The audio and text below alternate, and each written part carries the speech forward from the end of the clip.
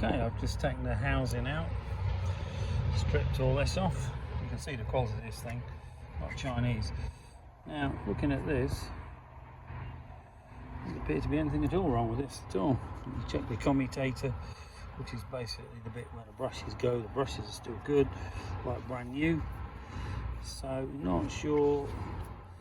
I'm still convinced these are all perfect connections. But your problem is your bike, your starting system, and it's nothing to do with this starter at all. Okay, I'll get the Evo and go through every segment to prove it's not that as well.